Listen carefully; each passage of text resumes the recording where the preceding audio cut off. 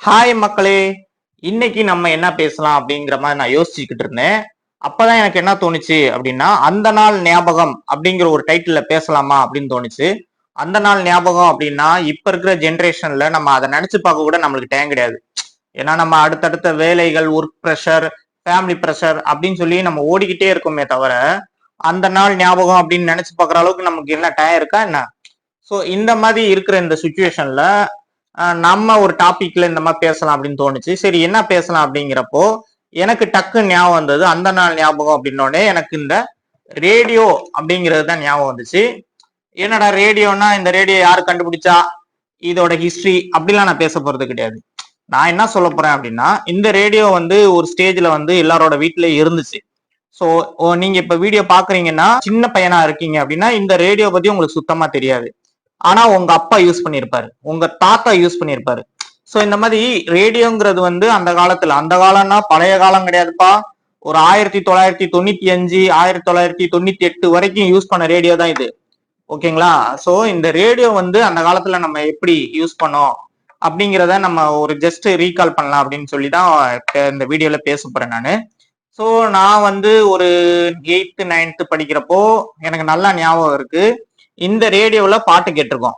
ஆனா இந்த ரேடியோல எப்படி பாட்டு கேட்டோம் அப்படின்னா, கேபிள் ரேடியோன்னு சொல்லி ஒண்ணு இருந்துச்சு. உங்களுக்கு ஞாபகம் இருக்கா? கேபிள் டிவி கேள்விப்பட்டிருப்பீங்க. ஆனா கேபிள் ரேடியோன்னே ஒண்ணு இருந்துச்சு. உங்களுக்கு தெரியுமா? கொஞ்சம் நினைச்சு பாருங்க. இருந்தது ஞாபகம் வருதா? அதுக்கு முன்னாடி இந்த ரேடியோ எப்படி ஒர்க் ஆகும் அப்படிங்கறத ஜஸ்ட் சொல்லிடுறேன். இந்த ரேடியோ இந்த இந்த சின்ன பட்டன் பாத்தீங்களா, இது வந்து ஆன் ஆஃப் அப்படிங்கிறதுக்கு யூஸ் பண்ணுவாங்க. இதை ஆன் பண்ணலாம். ஆன் பண்ணதுக்கு அப்புறம் இதுலதான் வால்யூம் அட்ஜஸ்ட்மெண்ட் இருக்கும். வால்யூம் ஏத்துறது இறக்குறது. இங்க மேல இருக்கிற இந்த இந்த ரோலர் பாத்தீங்கன்னா வந்து இங்க ஒரு முள் இருக்கு பாத்தீங்களா, இந்த முள்ளு வந்து இந்த ரோலரை அப்படியே ரொட்டேட் பண்ணீங்கன்னா இந்த முள்ளு நகரும். ஸோ இது இங்க இருக்கிற ஸ்டேஷன், அதாவது இதுக்கு இந்த சேனல், இப்ப எப்படி நம்ம டிவில வந்து ரிமோட் எப்படி மாத்துறோம் அப்படிமோ, ஸோ அதே மாதிரி இந்த முள்ளு எப்படி நகருதோ அந்தந்த சேனலை பேஸ் பண்ணி ஒவ்வொரு பாட்டு கேட்கும். ஸோ ஆரம்ப காலகட்டத்தில் ஒரு 2 3 சேனல் தான் இருந்திருக்கு. ஸோ அந்த மாதிரி ஒரு 3 இடத்துல நகட்டினாலே போதும். 3 இடத்துல 3 பாட்டு கேட்கும். அதுவும் அந்த டைமிங் பேஸ் பண்ணி தான் ஆரம்ப காலகட்டத்தில் இருந்திருக்கு. ஸோ இது கரண்ட்ல தான் யூஸ் பண்ணுவாங்க. ஸோ அந்த காலகட்டத்திலேயே பாருங்களேன், பேட்டரி கனெக்ஷன்லாம் இருந்திருக்கு. பின்னாடி பாத்தீங்கன்னா இங்க பாருங்க, பெரிய பெரிய பெரிய பேட்டரி. இப்போ வர சின்ன பேட்டரி கிடையாது, எவ்ரிடேன்னு சொல்லி பெரிய பேட்டரி வரும். ஸோ அந்த பேட்டரி 1 2 3 4 4 பேட்டரி போட்டு ஸோ பாட்டு கேட்டுக்கலாம். ஏன்னா அந்த டயத்துலலாம் மெயின் என்டர்டைன்மெண்டே பாத்தீங்கன்னா இந்த ரேடியோல பாட்டு கேட்கறது தான். ஸோ அதனால நம்ம வந்து வெளியே எங்கேயா போறோம் அப்படின்னா இதுல பேட்டரி போட்டு கொண்டு போயிடுவாங்க. பஸ்ல போறப்போ, கார்ல போறப்போ எல்லாம் கேட்டே போவாங்க. ஸோ அந்த பர்பஸுக்காண்டி உங்களுக்கு வந்து கரண்ட், வித்தவுட் கரண்ட்ல பேட்டரியில யூஸ் ஆகுற மாதிரி அப்பயே கொடுத்துருந்துருக்காங்க. ஸோ இதான் இந்த ரேடியோவோட சின்ன இன்ட்ரோ. இந்த ரேடியோக்கு அப்புறம் அப்படியே டேப் ரெக்கார்டு வந்துச்சு. டேப் ரெக்கார்டுக்கு அப்புறம் DVD player, VCD player, so இந்த மாதிரி நிறைய வந்துச்சு. அதெல்லாம் நான் அடுத்தடுத்த பதிவுல சொல்றேன். இந்த ரேடியோ அதுக்கு அடுத்த ஸ்டேஜ் வந்ததுதான் டேப் ரெக்கார்டு. ஸோ அந்த டேப் ரெக்கார்டு வந்தோடனே இந்த ரேடியோவோட பர்பஸ் கொஞ்சம் கொஞ்சமா குறைய ஆரம்பிச்சிச்சு. ஆனா அந்த டயத்துல வந்த புதுசா ஒண்ணு வந்துச்சு. அதுதான் உங்களுக்கு ஞாபகம் இருக்கான்னு கேட்கிறேன். இந்த ரேடியோவை மறுபடியும் யூஸ் பண்றதுக்காண்டி ஒரு புது கனெக்ஷன் கொடுத்தாங்க. இப்ப எப்படி டிவியில கேபிள் கனெக்ஷன் அப்படின்னு சொல்லி ஒண்ணு கொடுக்குறோமோ, அதே மாதிரி ரேடியோல கேபிள் ரேடியோ அப்படின்னு சொல்லி ஒரு கனெக்ஷன் கொடுத்தாங்க. ஞாபகம் இருக்கா? எனக்கு நல்லா ஞாபகம் இருக்கு. அந்த ஜென்டில்மேன் படத்துல உசிலம்பட்டி பெண்குட்டி முத்து பேச்சு அப்படின்னு ஒரு பாட்டு வரும். அந்த வாய்ஸே எனக்கு வித்தியாசமா இருக்கு. அப்ப நான் கேட்கிறப்போ இது ஜென் பாடுறாங்களா லேடி பாடுறாங்களாங்கிற மாதிரி டவுட். நான் காமெடிக்காண்டி சொல்லலைங்க, நான் எனக்கு கேட்டதை நான் உங்களுக்கு சொல்றேன். ஸோ அப்படி இருந்துச்சு. ஸோ அந்த டயத்துல இந்த இந்த ரேடியோலாம் நான் அந்த பாட்டெல்லாம் கேட்டிருக்கேன். இந்த மாதிரி உங்களுக்கும் இந்த ஞாபகங்கள்லாம் வரலாம். உங்களுக்கு நீங்க நினைச்சு பாருங்களேன், இந்த ரேடியோ வந்து ஆரம்ப காலகட்டத்துல எப்படி இருந்துச்சு அப்படின்னா, மொத்தமே 2 ஸ்டேஷன் 3 ஸ்டேஷன் தான் ரேடியோ ஸ்டேஷன்னே இருக்கும்.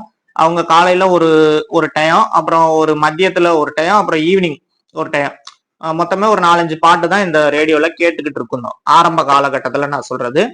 அதுக்கப்புறம் என்னாச்சு அப்படின்னா, நான் சொல்ற மாதிரி இந்த ரேடியோலயே கேபிள் கனெக்ஷன் கொடுக்கலாம் அப்படின்னு சொல்லி அந்த கேபிள் ரேடியோக்காரங்க வந்து இந்த மாதிரி கனெக்ஷன் கொடுத்தாங்க. இங்க பாருங்களேன், இந்த ரேடியோல இந்த இடத்துல பாத்தீங்கன்னா ஒரு ஜாக்கெட் பின் மாதிரி இருக்கு பாருங்க. இந்த பின்ல தான் அந்த கேபிள் காரர் வந்து ஒரு வயர் கனெக்ஷன் கொடுப்பாரு. அதை வந்து இந்த இந்த ரேடியோ இந்த இந்த ஹோல்ல வந்து நம்ம மாட்டிடணும். மாட்டிட்டோம் அப்படின்னா அவர் வந்து ஒரு டைம் வச்சிருப்பாரு. அதாவது மந்த்லி இந்த அமௌண்ட் அப்படிங்கிற மாதிரி நம்ம பே பண்ணிடுவோம். அவர் வந்து ஒரு காலையில 8 மணில இருந்து ஒரு நைட் 8 மணி வரைக்கும் அவர் வந்து வீட்டுல வந்து டேப் ரெக்கார்டு வச்சிருப்பாரு. அந்த டேப் ரெக்கார்ட்ல அவருக்கு பிடிச்ச பாட்டெல்லாம் போட்டே இருப்பாரு. நம்ம வீட்டுல உட்காந்து கேட்டுக்கலாம். சரிங்களா? நம்ம ஏன் டேப் ரெக்கார்டு வாங்கலையா அப்படின்னா நம்மளுக்கு அந்த அளவுக்கு வசதி இருக்காது. ஸோ டேப் ரெக்கார்டு வாங்காம நம்மளுக்கு பிடிச்ச பாட்டெல்லாம் அப்பப்போ வந்துட்டு இருக்கும். ஸோ அதுக்காண்டி நிறைய பேர் அந்த கனெக்ஷன் வாங்கினாங்க. அதுக்கு பேர் தான் கேபிள் ரேடியோ கனெக்ஷன். ஸோ இது இந்த நான் சொன்ன மாதிரி காலைல 8 மணில இருந்து ஈவினிங் 8 மணி வரைக்கும் போடுவாரு. மதியம் லஞ்ச் டைம்ங்கிற மாதிரி 2 to 4 பிரேக் விட்டுருவாரு. ஸோ அந்த டயத்துல நம்ம பாட்டு கேட்க முடியாது. அவருக்கு பிடிச்ச பாட்டெல்லாம் போடுறப்பதான் நான் எனக்கு நல்ல ஞாபகம் இருக்கு. நான் 8th 9th படிக்கிறப்போ அந்த ஜென்டில்மேன் படத்துல அந்த அந்த பாட்டை கேட்டேன். இந்த பின் கூட பாத்தீங்கன்னா அந்த கேபிள் ரேடியோக்காரரே இந்த ரேடியோ கொண்டு போயிட்டு அவர் தான் அந்த சீல் எல்லாம் வச்சு கொண்டு வந்து கொடுப்பாரு. ஸோ அதுக்கே ஒரு 2 நாள் ஆயிரும். நான் அப்ப அந்த ஏன் இன்னும் வரலையா, ஐயோ எப்ப நம்ம பாட்டு கேட்க போறோம் அப்படின்லாம் நான் ஆர்வத்துல துடிச்ச ஞாபகம்லாம் இருக்கு. ஸோ இந்த மாதிரி ஒரு காலத்துல வந்து நம்ம பாட்டு கேட்கணும்னாலே ரொம்ப கஷ்டப்பட்டோம். இப்போ வந்து ஒரு மொபைல் எடுத்து அப்படியே டச் பண்ணீங்கனாலே உங்களுக்கு பிடிச்ச பாட்டு அப்படியே ஃபிராக்ஷன் ஆஃப் செகண்ட்ல கேட்கிற அளவுக்கு டெக்னாலஜி வளர்ந்துருச்சு. இருந்தாலும் அந்த காலத்துல வந்து நம்ம ஒரு பாட்டு கேட்கணும்னா அவ்வளவு கஷ்டப்பட்டோம். டேப் ரெக்கார்டு இருக்கிறவங்க கூட டேப் ரெக்கார்டு வாங்கிடுவாங்க. ஆனா அதுக்கு ஒவ்வொரு தடவையும் ஒரு படத்துக்கு கேசட் வாங்கன்னா காசு செலவு பண்ணணும். ஸோ அந்த இதுக்கு அந்த அளவுக்கு இருக்காது. ஸோ அந்த அந்த காலத்துல எல்லாம் அந்த கோயில் திருவிழா அதெல்லாம் வந்துச்சுன்னா பாட்டா போடுவாங்க பாருங்க. ஸோ அதுலதான் கேட்போம். அவ்வளவு சந்தோஷமா இருக்கும் அந்த பாட்டு கேட்கிறப்போ. எனக்கு வந்து ரொம்ப பிடிக்கும் கோயில் திருவிழால எல்லாம் பாட்டு கேட்கிறப்போ. அதுவும் நம்மளுக்கு பிடிச்ச தலைவரோட பாட்டெல்லாம் போறப்போ சூப்பரா இருக்கும், பட்டைய கலப்போம். என்ன ஒரு சின்ன வருத்தமா இருக்கும்னா எக்ஸாம் டயத்துல அந்த மாதிரி வந்துருச்சுன்னு வைங்க, அப்ப மட்டும் கொஞ்சம் பயமா இருக்கும். ஏன்னா ஈவினிங் உட்காந்து படிக்கலாம்னு நினைச்சுக்கிட்டு இருப்போம். அந்த நேரத்துல பாட்டு ஓடிக்கிட்டு இருக்கும். ஸோ அந்த நேரத்துல மட்டும் கொஞ்சம் ஜஸ்ட் ஒரு கவலையா இருக்கும். இருந்தாலும் அந்த கவலையை வந்து அந்த பாட்டெல்லாம் மறக்க வச்சிரும். ஸோ அந்த மாதிரி பாட்டெல்லாம் நம்ம ரசிச்ச காலம். இப்பயும் பாட்டை ரசிக்கிறோம். அந்த காலத்துல வந்து பாட்டு கேட்க முடியாதா, எங்கேயாச்சும் கேட்டுருமா அப்படின்ட்டு ஏங்கின காலம். ஸோ அந்த ஏங்கின காலத்துல வந்து இந்த ரேடியோ தான் நிறைய பேருக்கு சப்போர்ட் பண்ணுச்சு. நார்மலா ஸ்டேஷன்ல இருந்து வந்த பாட்டை தாண்டி இந்த மாதிரி ஒரு கேபிள் ரேடியோ கனெக்ஷன் அப்படின்னு சொல்லி ஒண்ணு இருந்துச்சு. எனக்கு நல்லா ஞாபகம் இருக்கு. ஸோ உங்களுக்கும் அந்த ஞாபகம் வருதா அப்படிங்கிறதுக்காண்டி தான் இந்த வீடியோவே போடுறேன். அப்படி ஞாபகம் வந்துச்சுன்னா கொஞ்சம் ரீவைண்ட் பண்ணி பாருங்க. ஒரு கொஞ்சம் சந்தோஷமா இருக்கும்ல.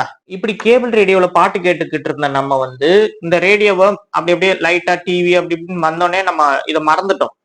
மறுபடியும் இதை எப்ப எடுத்தோம் அப்படின்னா எஃப்எம் அப்படின்னு சொல்லி ஒண்ணு ஆரம்பிச்சாங்க. ஸோ அந்த டயத்துலதான் மறுபடியும் இந்த ரேடியோலாம் எங்க எங்க நம்ம எங்கேயோ போட்டு வச்சோம்னா அந்த ரேடியோ எடு அப்படின்னு சொல்லி எடுக்க ஆரம்பிச்சிடும். அதாவது பல ரேடியோ தான் அந்த எஃப்எம் போர்டுன்னு சொல்லுவாங்க. அந்த எஃப்எம் போர்டை வந்து இதுல மாட்டிட்டோம் அப்படின்னா இதுவும் வந்து எஃப்எம் ரேடியோவா மாறிடும் அப்படின்னு சொல்லி நிறைய பேர் நம்ம வந்து அந்த எலக்ட்ரானிக் கடையில கொடுத்து எஃப்எம் போர்டை மாட்டி ஸோ எஃப்எம் ரேடியோல பாட்டு கேட்க ஆரம்பிச்சோம். அப்ப முத வந்து எஃப்எம் ரேடியோ வந்து எங்க வந்துச்சு அப்படின்னா கொடைக்கானல் சேனல்னு நினைக்கிறேன். அந்த சேனல்ல தான் முத எஃப்எம் ரேடியோன்னு சொல்லி ஆரம்பிச்சாங்க. ஸோ எனக்கு நல்லா ஞாபகம் இருக்கு. எங்க சித்தி மகன் அதாவது எங்க அண்ணன் வந்து சொன்னாப்ல, காலையில 6 மணிக்கு ஆரம்பிச்சிச்சுன்னா ஈவினிங் 6 மணி வரைக்கும் தொடர்ந்து பாட்டு போடுவாங்க, ரேடியோல கேட்டுக்கிட்டே இருக்கலாம் அப்படின்னு சொன்னாரு. எனக்கெல்லாம் அப்ப அது ஒரு நம்ப முடியல. அது எப்படி ரேடியோல அவங்க பாட்டு போட்டே இருப்பாங்க, அதெல்லாம் என்னன்னு லாஜிக்கே இல்லைன்னு அப்படிலாம் நான் பேசின ஞாபகம்லாம் இருக்கு. ஸோ அப்படி ஆரம்பிச்ச அந்த சேனல் வந்து காலையில 6 மணில இருந்து ஈவினிங் 6 மணி வரைக்கும் அந்த பாட்டு ஓடும். நம்ம அது ரசிச்சு கேட்போம். அப்ப அவ்வளவு சந்தோஷமா இருக்கும். பரவாயில்லையே பாட்டு வருதே அப்படின்ட்டு. அதே ஒரு டயத்துல என்ன ஆயிடுச்சுன்னு பாருங்க. அந்த 6 to 6 இருந்த எஃப்எம் நிறைய சேனல் வந்துச்சு. அப்புறம் என்னாச்சு 24x7 அப்படின்னு ஆயிப்போச்சு. இன்னைக்கு வரைக்கும் அந்த எஃப்எம் ரேடியோங்கிறது நிறைய கடையில வந்து ஓடிக்கிட்டு தான் இருக்கு. இன்னைக்கும் டீ கடையில காலையில ஒரு 5-5:30 போனீங்கன்னா எஃப்எம் ரேடியோ தான் ஓடிக்கிட்டு இருக்கு. ஸோ அந்த வரைக்கும் ரேடியோ வந்து காப்பாற்றப்பட்டிருக்கு அப்படின்னா இந்த எஃப்எம் சேனல் எஃப்எம் ரேடியோ வந்தது வந்து ஒரு காரணமா சொல்லலாம். ஸோ இன்னை வரைக்கும் யூஸ் பண்ணிக்கிட்டு இருக்கோம். இந்த மாதிரி ஆரம்ப காலகட்டத்தில் இருந்த ரேடியோ எல்லாமே ஆம்ப்ளிடியூட் மாடுலேஷன், அதாவது ஏஎம் அப்படின்னு சொல்லுவாங்க. ஸோ அதுக்கு அடுத்து வந்ததுதான் எஃப்எம், அது வந்து ஃப்ரீக்வன்சி மாடுலேஷன். இந்த ஆம்ப்ளிடியூட் மாடுலேஷன் வந்து நிறைய கிலோமீட்டருக்கு அங்கிட்டு ஸ்டேஷன் இருந்தாலும் அதை வந்து பாட்டு கேட்கலாம். ஆனா ஃப்ரீக்வன்சி மாடுலேஷன் அப்படிங்கிறது பர்டிகுலர் டிஸ்டன்ஸ்ல இருந்தா வந்து கிளியரா கேட்கும், இல்லைன்னா கேட்காது. ஸோ அந்த மாதிரி 2 வேரியேஷனு. இப்ப நம்ம எல்லாமே அந்த ஃப்ரீக்வன்சி மாடுலேஷன் அதாவது எஃப்எம்ங்கிற ரேடியோல தான் பாட்டு கேட்டுக்கிட்டு இருக்கோம். ஸோ இந்த மாதிரி இன்னமும் இந்த ரேடியோங்கிறது எஃப்எம் ரேடியோங்கிற பேர்லயாச்சும் இருக்கே அப்படின்னு நினைக்கிறப்ப எனக்கு கொஞ்சம் சந்தோஷமா இருக்கு. ஸோ இந்த வீடியோவோட பதிவு எதுக்கு அப்படின்னா ரேடியோ அப்படின்னா என்னன்னே தெரியாதவங்க வந்து ஜஸ்ட் தெரிஞ்சுக்கங்க அப்படிங்கிறக்காண்டி தான் இந்த வீடியோ. உங்களுக்கு இந்த வீடியோ பிடிச்சிருந்தா லைக் பண்ணுங்க, ஷேர் பண்ணுங்க. அதே மாதிரி சின்ன வயசுல நீங்க இந்த ரேடியோல பாட்டு கேட்டிருந்தீங்கன்னா கமெண்ட் பண்ணுங்க.